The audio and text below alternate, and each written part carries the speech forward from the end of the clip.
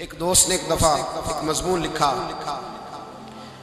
एक बात उसमें बड़ी खूबसूरत पढ़ने को मिली। कहने लगे कि एक मियाँ बीवी ने फैसला कर लिया, रोज झगड़ा होता था ना, रोज झगड़ा होता था, और झगड़ा मियाँ बीवी का अपना कोई भी नहीं होता, किसी तीसरे की वजह से होता है। जब भी होता है तो वो रोज झगड़ा होता था, तो होता था माँ बाप की वजह से। तो झगड़ा इस बात पे दोनों अलहदा रहते थे, इस बात पे झगड़ा खत्म हुआ कि अब तेरे माँ बाप आएंगे तो मैंने कोई प्रोटोकॉल नहीं देना, तो मेरे आएंगे तो तू भी ना देना, बैठे रहे।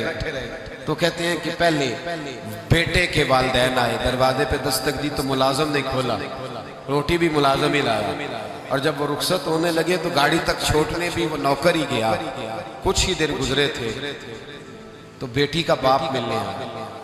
वादा था कोई प्रोटोकॉल नहीं देगा, ठीक है दोनों ही नहीं देंगे, लेकिन दरवाजे के बाहर आवाज गूंजी अब्बा जी की। बेटी के हाथ में प्लेट थी, वो ढब से गिरी, ठा की आवाज आई, दौड़ी गई, दरवाजा खोला, मेरे अब्बा जी आ गए।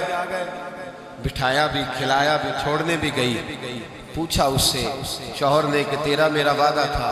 कहने लगी बात इसमें शक नहीं कि वादा तो था, पर दिल की कैफियत का क्या करूं। जब बाहर आके वालिद बोले हैं तो मैंने तो अपने आंसुओं को बड़ी मुश्किल से रोका है।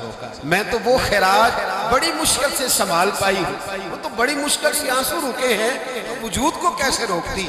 रिश्तों का जो आपस के अंदर गहराई होती है, इसको हम कैसे तोड़ सकते हैं। ये हमेशा रहते हैं, इंसान को याद आती है। देखिए कोई बुला सकता है कि बचपन में मैं अपने बहन और भाई के साथ खेला करता था, वो यादें रोज उसे आती हैं, वो रोज जब लेटता है तो वो दास्तानें उसके ज़हन में आती हैं। कैसे इन ताल्लुकात को खत्म किया जा सकता है। रिश्तेदारों के, बहन भाइयों के, मियाँ बीवी के जो हुकूक हैं, ये सारे अपनी अपनी जगह पे रहेंगे तो अच्छा घर, अच्छा खानदान, अच्छा मुआशरा तश्कील पाएगा।